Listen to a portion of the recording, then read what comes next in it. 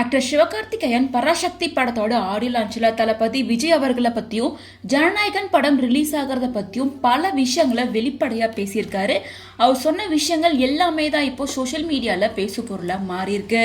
சிவகார்த்திகேயனோட பராசக்தி படமும் ஜனநாயகன் படமும் பொங்கல் பண்டிகையை முன்னிட்டு ஜனவரி 9-10 ரிலீஸ் ஆகுது. ஸோ இந்த விஷயம் சோசியல் மீடியால மிகப்பெரிய சர்ச்சையை கிளப்பி இருந்தது. ஸோ இது பற்றி விளக்கம் கொடுத்து பராசக்தி படத்தோட ஆடியோ லான்ச்சில் சிவகார்த்திகேயன் பேசியிருக்காரு. சிவகார்த்திகேயன், அதர்வா, ரவிமோகன், ஸ்ரீலீலா ஆகியோர் நடிப்பில் உருவாகி இருக்க படம் தான் பராசக்தி. இந்த படத்துக்கு ஜி பிரகாஷ் தான் மியூசிக் பண்ணியிருக்காரு.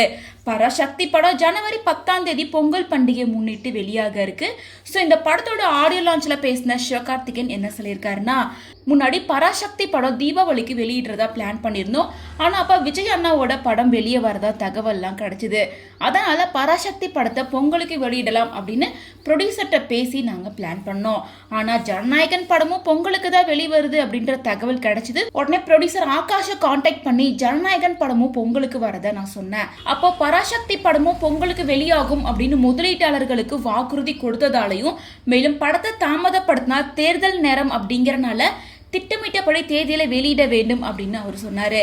அதனால நானும் பொங்கலுக்கு வெளியிடுறதுக்கு சம்மதம் தெரிவிச்சேன். அதுக்கப்புறமா விஜய் சாரோட மேனேஜரான ஜெகதீஷை கான்டாக்ட் பண்ணி ஜனநாயகன் படம் மற்றும் பராசக்தி ரெண்டுமே பொங்கலுக்கு வருது அப்படின்னு கேட்டேன்.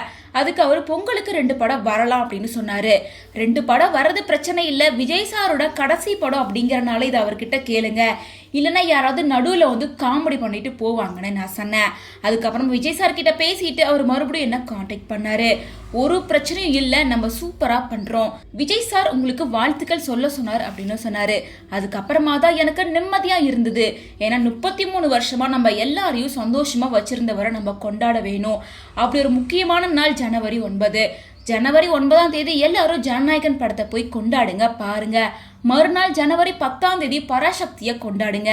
எவன் என்ன வேணா சொல்லட்டும், இந்த பொங்கல் அண்ணன் தம்பி பொங்கலா தான் இருக்கும். நாங்க 2 பேரும் எப்பவுமே அண்ணன் தம்பி தான், எங்களுக்குள்ள எந்த ஒரு பிரச்சனையும் இல்லை அப்படிங்கிற மாதிரி சிவகார்த்திகேயன் சொல்லியிருந்தாரு.